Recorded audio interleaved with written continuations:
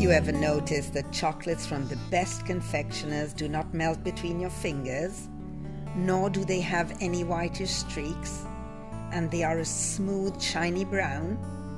All these qualities, and also the crunchy consistency when you bite them, are the result of perfect tempering. This technique allows you to prepare the optimum chocolate base for chocolates and cakes. When you temper chocolate, the cocoa butter forms regular, stable crystals in the melted mass of chocolate. The chocolate we normally eat is made by mixing the butter extracted from the cocoa seeds, which is cream-colored, and the powder of the seeds, which have been toasted and ground and which give the product its brown color.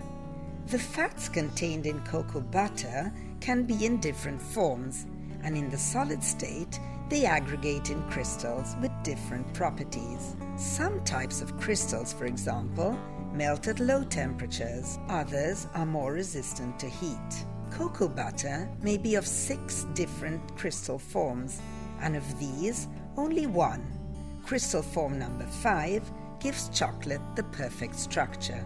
How can one be sure that the melted chocolate crystallizes only in the desired structure? By playing with the temperature. In order to temper chocolate, a digital pastry thermometer is indispensable. Melt the chocolate by heating it bain-marie, but not on the fire. To do so, you must first heat the water and then wait for the temperature to reach 55 degrees Celsius.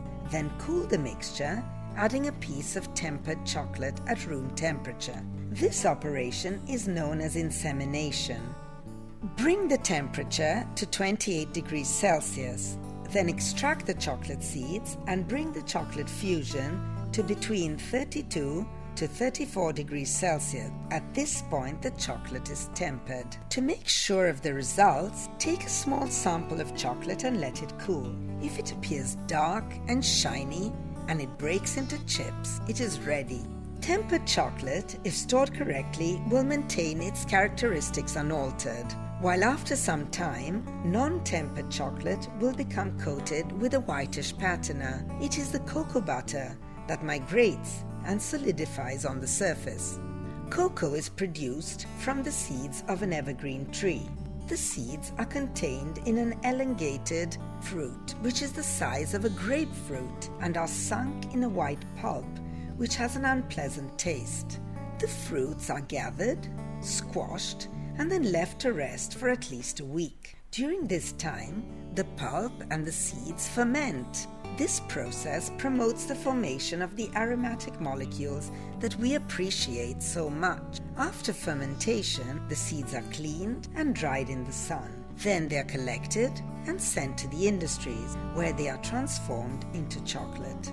Cocoa first originated from Central America. The first uses date back to the Olmecs, an ancient pre-Columbian population which lived in the tropical area of the present Mexico from 1200 to 200 BC. The Mayas were the first to cultivate the cocoa plant, starting from the Yucatan forests in 600 BC. These populations used to roast and grind the seed in order to obtain an energy drink that they seasoned with chili and honey. The drink was called xocolate, from which the word chocolate probably originated. The Spanish conquerors brought cocoa to Europe, where it soon became a popular beverage.